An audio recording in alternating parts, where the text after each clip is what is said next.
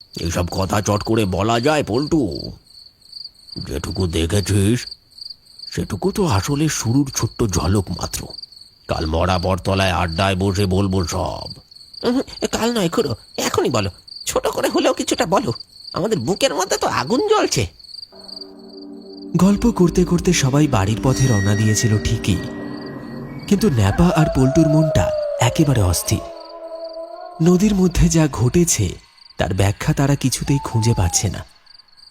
অন্ধকার নদীর বুকে হঠাৎ করে জেগে ওঠা পিশাচেরা, মৃত মাছের গন্ধে ভারী হয়ে ওঠা বাতাস, সব যেন দুঃস্বপ্নের মতো।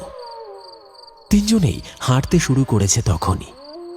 আকাশে কালো মেঘের আনাগোনা। হঠাৎ বিদ্যুতের ঝলকানি পুরো আকাশ বাতাস কাঁপিয়ে দিল। এক মুহূর্তের জন্য চারপাশ ঝলসে উঠল, আর তারপর নামলো ঝমঝমিয়ে বৃষ্টি। সর্বনাশ! যেই ভয়টা পেয়েছিলাম সেটাই হলো। এবার যে জলে ভিজে ভিজে বাড়ি যেতে হবে। ওখুড়ো, ওই দেখো দূরে একটা ছাউনি করা মাচা দেখা যাচ্ছে। চলো এখন ওইখানে গিয়ে মাথাটা বাঁচাই। বৃষ্টি থামলে না হয় বাড়ির দিকে যাওয়া যাবে। হ্যাঁ খুড়ো, পল্টু ঠিক কথা বলেছে। আর এই তালে তুমি বরং পুরো ঘটনাটা খুলে বলতে পারবে। চলো চলো। তারা ছুটে গিয়ে আশ্রয় নিল সেই মাচার তলায়। মাচার উপর সবাই যে যার জায়গা করে বাগিয়ে বসলো গল্প শোনার জন্য। পুরো গল্প বলার আগে একটা বিড়ি ধরিয়ে নিয়ে তাতে বেশ কয়েকবার লম্বা লম্বা টান দিতে লাগলেন খুড়ো। তারপর এক মুখ ধোঁয়া ছেড়ে গলা চড়িয়ে বলতে শুরু করলেন,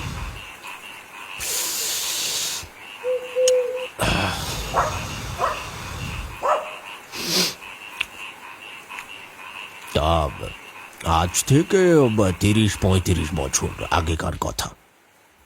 তখন বাবার সাথে এই নদীতেই মাছ ধরতে আসতুম। এইরকমই বর্ষার এক রাতে আমি আর বাবা মাছ ধরে বাড়ি ফিরছি। আকাশ কালো মেঘে ঢেকে গেল।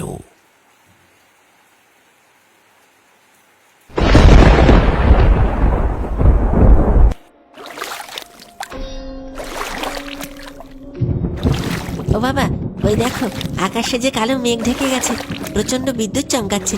এবার কি করব? তুই সরে আয়, জিনিসগুলো ভালো করে ধরে বস। আমি পাল বইছি, আর একটু গেলেই নদীর পাড়ে পৌঁছে যাব।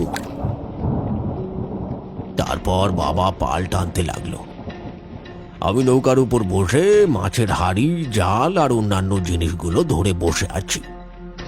ঘুমট ভাবটা কেটে ঝোড়ো হাওয়া বইতে শুরু করলো। আকাশে প্রচন্ড বিদ্যুৎ চমকাচ্ছে, সাথে শুরু হলো বৃষ্টি। যা হোক, তাড়াতাড়ি করে নদী পাড়ে পৌঁছে আমি আর বাবা নদী পাড়ে ওই বট গাছটার নিচে দাঁড়িয়ে আছি। দেখলাম বাকি জেলেরা যারা মাছ ধরতে গিয়েছিল তারাও নৌকা নিয়ে বাড়ি ফিরছে। সব মিলিয়ে গোটা 10টা নৌকা আসছে। কি হলো খুড়া, তোমার চোখে জল? কাঁদছো কেন? সেদিনের কথা মনে করলেই এখনো চোখ ফেটে জল আসে। কেন খুড়ো, কি এমন ঘটেছিল যার জন্য তোমার চোখে জল আসে?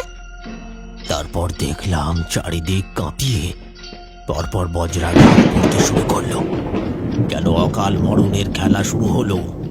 চোখের সামনে যারা নদীতে নৌকা নিয়ে বাড়ি ফিরছিল সবকটা নৌকাতে বজ্রাঘাত হলো।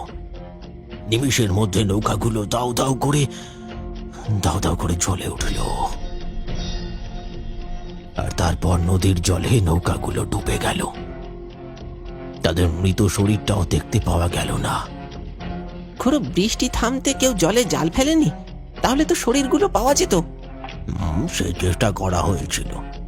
বেশ কিছু জনের শরীর খুঁজে পাওয়া যায়, আবার বেশ কিছু জনের শরীর খুঁজে পাওয়া যায়নি। তখন থেকেই এইরকম বর্ষার দিনে নদীর তলা থেকে রাত হলেই ওরা উঠে আসে, অপূর্ণ আত্মা, অতৃপ্ত খিদে নিয়ে। মাছ নয়, আত্মা খোঁজে তারা। ন্যাপা আর পল্টু থমকে দাঁড়ায়, আর তখনই বিদ্যুতের এক লম্বা রেখা ছুঁয়ে গেল তাদের পাশের গাছটাকে। গর্জে উঠল বজ্রধ্বনি, আর সেই শব্দের ফাঁক দিয়ে তারা শুনতে পেল দূর থেকে ভেসে আসছে একটা মর্মান্তিক আওয়াজ।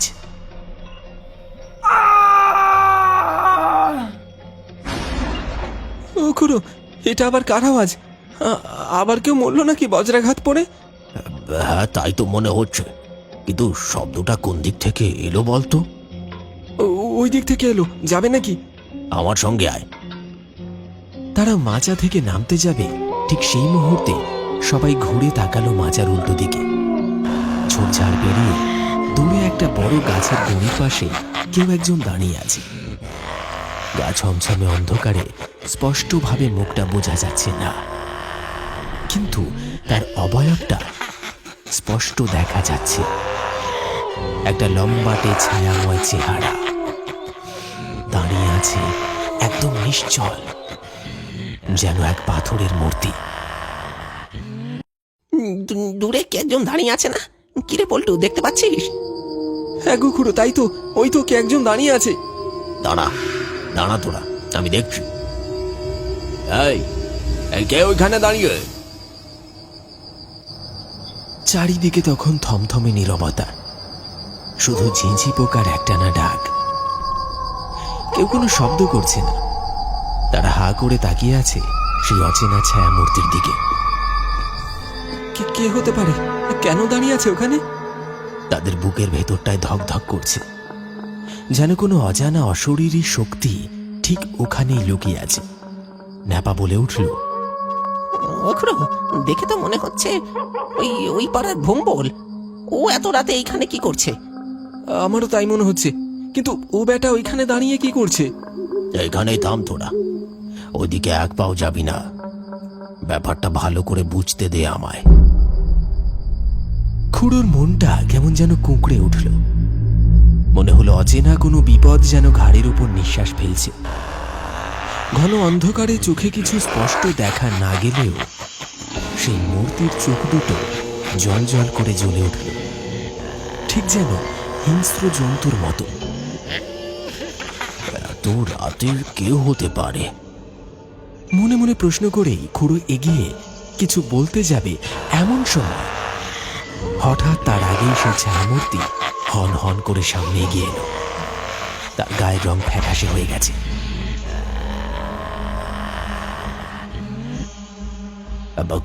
কিরে বম্বল, তুই এখানে কি করছিস? আর তোর এই অবস্থা হলো কিভাবে? ওখরো, পরে সব বলবো, আগে তুমি তাড়াতাড়ি আমার সাথে চলো। কেন রে, কি হয়েছে? বিপদ হয়েছে খুড়ো, তাড়াতাড়ি এসো আমার সাথে, তাড়াতাড়ি এসো। নিশুতি রাতের নিস্তব্ধতা ভেদ করে হন হন করে এগিয়ে চলেছে ভম্বল। কোনো কথা না বলে নিঃশব্দে পা ফেলে যাচ্ছে নদীর দিকটায়। পেছন পেছন ন্যাপা, পল্টু আর খুড়ো হাঁটছে, কিন্তু তাদের মুখে দেখা যাচ্ছে স্পষ্ট উদ্বেগ আর ভয়ের ছায়া। একটা অজানা আশঙ্কা যেন মনের মধ্যে ঘন কালো মেঘের মতো জমে উঠেছে। আকাশে তখনও কালো মেঘ, তবে আগের মতো আর গর্জন নেই। বৃষ্টির ফোঁটাগুলো নেমে আসছে টুপটাপ করে। মাঝে মাঝে দূর থেকে শোনা যাচ্ছে ব্যাঙের ডাক, যেন কোনো অজানা সংকেত দিচ্ছে।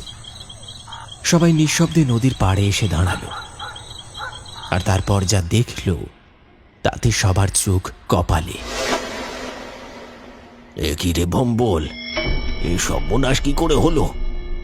আর থাকতে পারল না ভম্বল, কেঁদে কেঁদে বলতে লাগলো, খুড়ো, সবই আমাদের কপাল গো। এই মরা নদীর ইতিহাস সবাই জানো। আমি বাবা আর কাকা নদীতে গিয়েছিলাম মাছ ধরতে।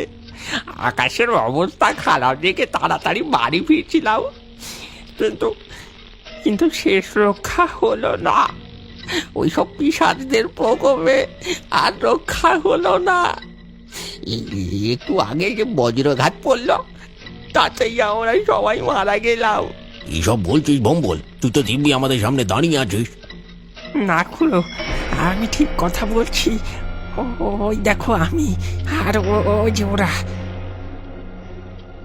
ভম্বল যেদিকে হাত দেখালো সেদিকে তাকাতেই সবাই দেখল নদীর পাড়ে কাঁদা জলের উপর পড়ে আছে ভম্বল, তার বাবা আর তার কাকার শরীরটা।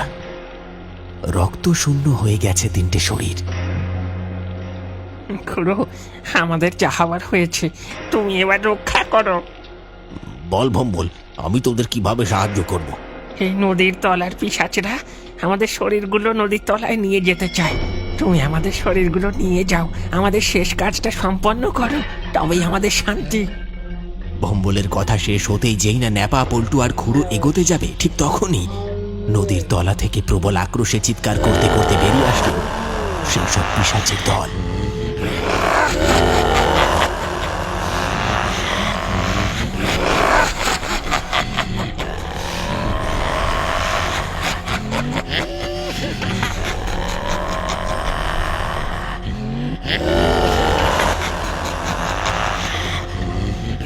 খুড়ো, ওরা আসছে, আমাদের রক্ষা করো, আমাদের মুক্তি দাও খুড়ো। ভয় নেই ভম্বল, তোকে আমি বাঁচাতে পারিনি, কিন্তু ওই পিশাচদের হাত থেকে তোদের অবশ্যই রক্ষা করব। কথা শেষ করেই খুড়ো এগিয়ে গেল নদীর পাড়ে।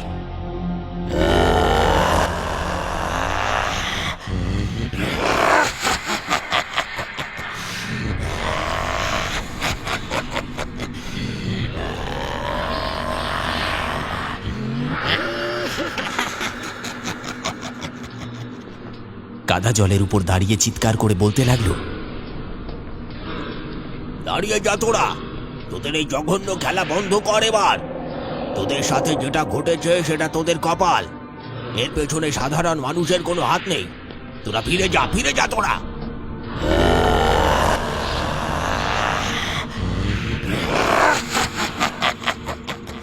খুড়োর কোনো কথাই যেন তাদের কানে গেল না। গর্জন করতে করতে জলের তলা থেকে উঠে আসছে তারা।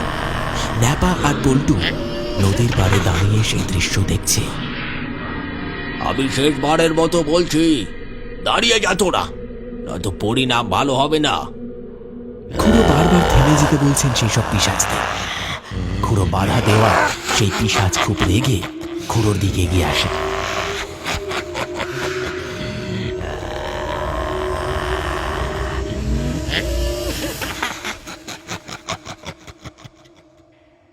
এই পল্টু, খুড়ো এবার কি করবে? পিশাচগুলো তো খুড়োর দিকে এগিয়ে আসছে। আরে নেপা, আমরাও তো কিছু করতে পারবো না। কি যে করি এবার? খুড়ো কি করবে বুঝে উঠতে পারছে না। আর ঠিক তখন খুড়োর মনে পড়ল তার বাবা মারা যাওয়ার আগে একটা মাদুলি দিয়ে গেছিল, আর বলেছিল যখন খুব দরকার পড়বে তখন যেন ব্যবহার করে। ঠিক তখনই মাদুলিটা হাতে নিয়ে বলল, আমি শেষবারের মতো বলছি, দাঁড়িয়ে যা তোরা, নয়তো পরিণাম ভালো হবে না।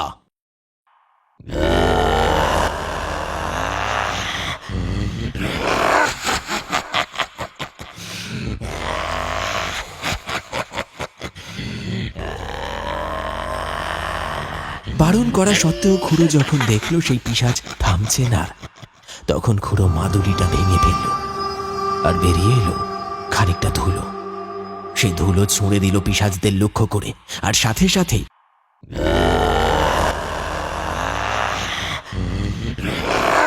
সারা শরীরে দাউ দাউ করে আগুন জ্বলে উঠল। একে একে ধোঁয়া বাতাসে মিলিয়ে গেল তারা। এরপর খুড়ো ভম্বলদের মরা শরীরগুলো নিয়ে গ্রামে ফিরে এলো আর ভম্বলের কথা মতো শেষ কাজ সম্পন্ন করল। এরপর থেকে ন্যাপা আর পল্টু দিনের বেলার দিকে নদীতে বেশি মাছ ধরে, রাতের বেলা তো নয়।